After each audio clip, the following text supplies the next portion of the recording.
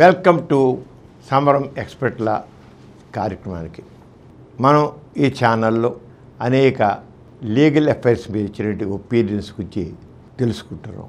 ఈ రోజున వీలునామాల ఉపసంహరణ, వాటిలోని సవరణలు, మార్పులు, చేర్పులు, పునరుద్ధరణ అనే విషయం మీద మనం విషయాలు తెలుసుకుందాం. భారతీయ వారసత్వ చట్టంలో ఈ రకంగా వీలునామాల ఉపసంహరణకి, సవరణలకి, మార్పులు చేసుకోవడానికి, చేర్పులు చేసుకోవడానికి, మళ్ళీ పునరుద్ధరణ చేసుకోవడానికి అవకాశం ఉంది. ఆ చట్టంలో 62, 70, 71, 73 సెక్షన్స్ గుర్తుంచుకోవాలండి. పలానా సెక్షన్ ప్రకారంగా మనం వీలునామాను ఉపసంహరించుకోవచ్చు, సవరణలు చేసుకోవచ్చు, చేర్పులు చేసుకోవచ్చు, పునరుద్ధరించుకోవచ్చు అనేది తెలుస్తుంది. అవేంటి చట్టంలో సెక్షన్స్ ఏంటి? 62, 70, 71, 73 సెక్షన్లో ఈ అంశాలన్నీ స్పష్టంగా చెప్పబడి ఉన్నాయి. వీలునామా ఉపసంహరణ, ఒకళ్ళు వీలునామా రాశారనుకోండి, మళ్ళీ నేను ఈ ఉపసంహరించుకుంటున్నాను, ఈ వీలునామాని ఎన్నుకోవడానికి తప్పకుండా ఆ వీలునామా రాసే వ్యక్తికి అధికారం ఉంది, అవకాశం ఉంది. అలాగే దాంట్లో మార్పులు, చేర్పులు చేయడానికి కూడా ఆ వీలునామా రాసిన వ్యక్తికి పూర్తిగా అవకాశం ఉంది. అంటే వీలునామా రాసిన వ్యక్తి తన జీవితకాలంలో ఎప్పుడైనా తన వీలునామాను సవరించుకోవచ్చు. ఇవాళ వీలునామా రాశాం కదా అయిపోయినా కాదు, తను ఇవాళ వరకు పిల్లలకి ఒక ఎక్స్ట్రా ఆస్తి రాస్తుంటాడు. కానీ తర్వాత ఆయన రాయడం వల్ల నాకేం లాభం లేదు, నాకు ఇది వేరే లేదు, మార్చి రాసుకోవచ్చు. అంచేత తను అప్పుడు వీలునామా రాసిన టైంలో ఉన్నప్పుడు ఉన్న పరిస్థితులకి తర్వాత పరిస్థితులు మారుతుంటే మాత్రం తప్పకుండా మార్చుకోవచ్చు. అది గుర్తుంచుకోండి. వీలునామా ఒకసారి రాసి ఎప్పటికీ అదే ఉంటుంది అనుకోదు. ఆయన బ్రతుకున్నంత కాలంలో తప్పకుండా ఎన్నిసార్లు మార్పు చేసుకోవచ్చు. అంతకుముందు ఆయన రాసినని కొట్టిపడేయచ్చు మళ్ళీ కొత్తగా. అంచేత ఒక వీలునామా రాసిన తర్వాత ఇంకో వీలునామా రాస్తే ఇప్పుడు కొత్తగా రాసిన డేటు అని రాస్తారు కదా, అంటే అంతకుముందు వీలునామా తన దగ్గర రాసిన తర్వాత ఉన్నా లేకపోయినా దాన్ని కొత్తగా రాసిన డేట్ ప్రకారం అదే లేటెస్ట్ వీలునామాయే దానికి లీగల్ రైట్స్ ఉంటాయన్నమాట. ఆ రంగా ఎన్నిసార్లు అయినా మార్చుకోవచ్చు. సాధారణ వీలునామాలో సవరణలు, కొట్టివేతలు ఎలా ఉందంటే, ఒక సాధారణ వీలునామా రాసిన తర్వాత ఆ వీలునామా దిద్దడం కానీ ఒకటి మాత్రం గుర్తుంచుకోవాలండి. వీలునామా రాసి అదే వీలునామాలో దిద్దేయడం, కొట్టేయడం, మళ్ళీ ఏదో రాయడం అది పనికిరాదు. ఏదో చిన్న తప్ప రాసేసి ఆశ్రయిస్తాను అని చెప్పేసి మళ్ళీ కుట్టి పారేసేసి మళ్ళీ నేను కాదు ఇది ఇవ్వట్లేని చెప్పేసి మళ్ళీ ఇంకోటి రాసే కుదరదు. చిన్న మాటల్లో తేడా ఉంటే తప్ప మామూలుగా రాయాలి. దాని చేత వీలునామా రాసిన తర్వాత దాంట్లో కొట్టేయడం కానీ, లేకపోతే పైన గీత పెట్టి హంసపాద అంటాం పెట్టి ఇంకా యాడ్ చేయడం కానీ అది కుదరదండి. రాయాలంటే మళ్ళీ కొత్తగా రాయండి. అంతేగాని ఒకసారి వీలునామా రాసిన తర్వాత దాంట్లో కొట్టేయడాలు, మళ్ళీ హంసపాద పెట్టి మళ్ళీ పైన రాయడాలు అవి మాత్రం కుదరదు. కానీ ఫ్రెష్గా రాయాల్సింది.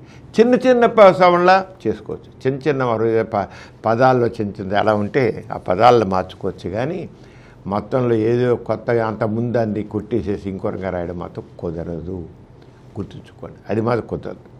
అంతేకాకుండా వీలునామాలోని పదాలు అస్పష్టంగా ఉన్నప్పుడు అస్పష్టత తొలగించేందుకు అవసరమైన సవరణతో చెల్లుబాటు. అయితే చిన్న స్పష్టంగా ఇవ్వలేదు, నా కొడుకు ఇస్తున్నాను, ఏ కొడుకు, చిన్న కొడుక, పెద్ద కొడుక, అస్పష్టత ఉంటుంది.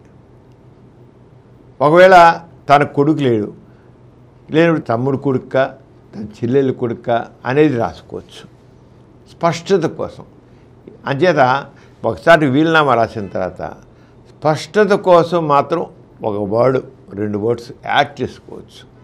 అంతేగాని అంతకుముందు రాసిన బర్రను కొట్టిపారేసి ఇంకేదో రాస్తే మాత్రం ఆ వీలునామా చెల్లుబాటు కాదు. అది గుర్తుంచుకోవాలి. చాలామంది చేసినట్టు రాసి దానిలో కొట్టేసి అలా చేస్తుంటారు, అది పనికిరాదు. అంటే ఆ విషయంలో జాగ్రత్తగా ఉండాలి. కొన్ని సందర్భాల్లో వీలునామా రాసేస్తారండి, అది చెల్లుబాటు కాదు. ఇదేంటి, నేను వీలునామా రాసా కదా, చెల్లుబాటు కాలేదంటే ఎలాగా అంటే కుదరదు. ఎందుకంటే అది తెలుసుకోవాలి. వీలునామా రాశాను కనుక చెల్లుబాటు కావాలంటే అన్ని సందర్భాల్లో అవ్వదు. అన్ని సందర్భాలు కుదరదు.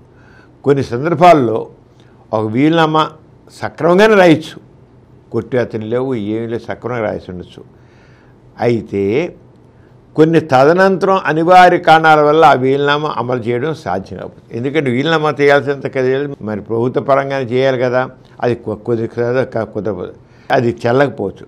కారణం ఏంటంటే కొన్ని సందర్భాల్లో ఈ వీలునామాకు సంబంధించిన వారసులు కానివ్వండి, దీనికి రాసిన విషయాలు గురించండి న్యాయస్థానం కొన్ని తీర్పులు ఇస్తాయి. న్యాయస్థానాలు తీర్పు ఇచ్చినప్పుడు ఆ తీర్పులు అనుగుణంగా దాని వ్యతిరేకంగా ఉంటే ఈ వీలునామాలో రాసిన చెల్లుబాటు కాదు. వీళ్ళెవరికో ఫలానా వాళ్ళకి అని రాస్తారు. కానీ ఈ రంగా రాసింది చెల్లుబాటు కాదు అని ఎప్పుడో హైకోర్టు సుప్రీంకోర్టు ఒక తీర్పు ఇస్తుంది. ఇస్తే ఈయన రాసిన ఈయన వీలునామా రాసేదానికి ఆ తీర్పు లేదు. వీలునామా రాసిన తదనంతరం ఈ తీర్పు వచ్చింది. అప్పుడు ఆ తీర్పు ప్రకారం ఈ వీలునామాలో రాసినప్పటికీ ఒక న్యాయస్థానం ఇచ్చిన తీర్పే సుప్రీం, అదే ఫైనల్. వీళ్ళు రాసింది ఫైనల్ కాదు, అది గుర్తుంచుకోవాలి. ఆ రంగా ప్రభుత్వం కూడా కొన్ని సందర్భాల్లో కొన్ని మార్పులు చేస్తుంది. ఆ మార్పులు చేస్తే ఆ మార్పులు కూడా కొన్ని శాసనాలు చేస్తుంది. చేసినప్పుడు కూడా వీళ్ళు దాంట్లో రాస్తే అది చెల్లుబాటు కాకుండా కొన్ని రాసిన కొన్ని మార్పులు చేర్పులు ప్రభుత్వం కూడా చట్టాలు చేస్తుంది, కొత్త చట్టాలు. అతని ఆస్తి అతని వారసులకు ఇటువంటి సందర్భాలని వీలునామాపూర్వక ఇదన్నీ చేయడం ఉంటుందన్నమాట. అంటే చూసుకుని జాగ్రత్తగా మనం చేయాల్సి ఉంటుంది. అలాగే కొంతమంది వీలునామాలు షరతులతో కూడిన వీలునామా రాస్తారు. షరతులు ఉంటాయి. ఆ షరతులతో కూడిన వీలునామాలు రాస్తే అవి చాలా అసందర్భంగా ఉంటే కూడా చెల్లుబాటు కాదు. ఎలా అంటే కొందరు చాదస్సు మనుషులు ఉంటారండి. చాదస్సు మనుషులు రాయడం బలి గమ్మతి విచిత్రంగా ఉంటుంది. వాడు ఈ వీలునామా ఎవడికో రాస్తాడు. రాసేవాడు వాడు వీలునామా రాసేప్పుడు ఒక వ్యక్తి బాగా డైనమిక్గా ఉంటాడు, యాక్టివ్గా ఉంటాడు అనుకుని వాడికి రాస్తాడు. అతని డైనమిక్ ఏంటంటే ఆ వ్యక్తి గంటకి ఒక 25 కిలోమీటర్లు పరిగెట్టేవాడు, 50 కిలోమీటర్లు పరిగెట్టే స్పీడ్లోనే చేస్తుంటాడు. అలాంటి వాడికి వీలునామాలో ఆస్తి రాస్తాడు. ఒక వ్యక్తిని ఏదో ఎవరికైనా నాకు నేను సంపాదించిన ఆస్తి నాకు ఉందనుకోండి, అది నా రైట్, నేను ఎవరికైనా రాసుకోవచ్చు. నేను ఈ ఆస్తి ఒక చక్కగా ఒక స్పోర్ట్స్మెన్కి రాయాలి అనుకుంటా. ఎందుకంటే నీ సంపాదన ఆస్తి అది వారసత్వంగా వచ్చిన ఆస్తి కాదు. అంతే స్పోర్ట్స్మెన్ రాద్దాం.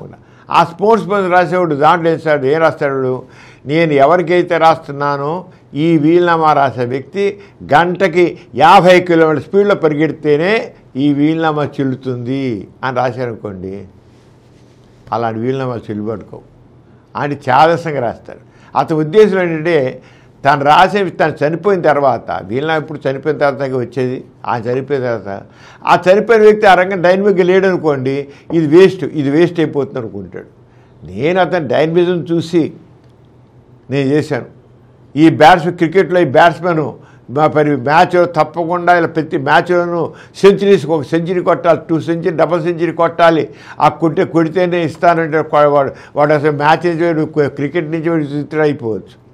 అలాంటి వల్ల ఆ చెల్లుబాటు కాదు. అంచేత ఇలాంటి వీలునామాలు ఎవరు రాయొచ్చు. రాసిన అవి అంటే అసాధ్యమైనవన్నీ కూడాను అలాంటివి చేయవు. అసలు ఎవడ పరిగెత్తాడు గంటకి 50 కిలోమీటర్లు 100 కిలోమీటర్లు రాస్తాడు వాడు, అలాంటి వాడికి వాళ్ళు. అలా రాసి ఆ వ్యక్తి చనిపోయాడు అనుకోండి, వీలునామా రాసి, అంటే వాడు చాదస్సు మనిషి చచ్చిపోతే అది ఎవరికి వెళ్తుందో తెలుసా, వాడు వారసులకు వెళుతుంది. వీరికి ఎట్లా అని వెళ్ళదు, వాడు వారసులకు వెళుతుంది. అది ఈ రకంగానే ఉంటాయి.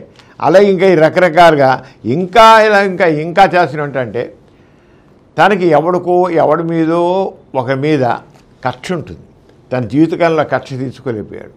అదేం చేస్తా అంటే ఫలానా ఒక ఏకి రాస్తాడు, ఫలానా బి ఎవరి మీద కక్ష ఉందో ఆ బిని హత్య చేస్తేనే వాడికి నీ రాసిన వీలునామా చెల్లుబాటు అవుతుందని రాస్తాడు.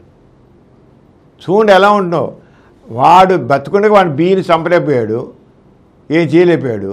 అంచేది ఏకి రాస్తూ బిని చంపితేనే నా వీలునామా చెల్లుబాటు అవుతుందంటాడు. ఈ రకంగా పనికిరాని అర్థమర్థం ఉంటాయి. ఆ వీలునామాలు ఏమాత్రం కూడా చెల్లుబాటు కావు. అంటే ఇలాంటి వీలునామాలు అంటే వీలునామాలు మనం తీసుకున్నట్టయితే రకరకాలైనవి ఉంటాయి. అంచేత లీగల్ రీజన్ ఎన్ని అనుకున్నారండి వీలునామా విషయంలో చెప్పలేనన్ని మెరికలు ఉంటాయి.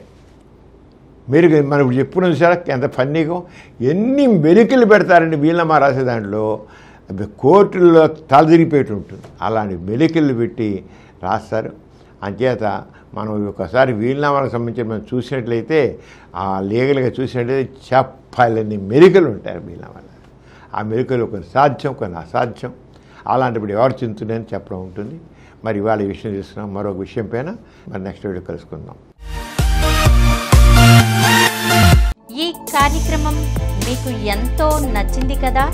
ఇటువంటి మరిన్ని వీడియోల కోసం అనతి కాలంలోనే 20 కోట్లకు పైగా వ్యూస్ సాధించిన సమరం ఛానల్ సమర్పించు సమరం ఎక్స్పర్ట్ల ఛానల్కు సబ్స్క్రైబ్ చేయండి, లైక్ చేయండి, మీ ఫ్రెండ్స్కి షేర్ చేయండి. అలాగే ప్రక్కనున్న గంట సింబల్ని ప్రెస్ చేయడం మర్చిపోకండి.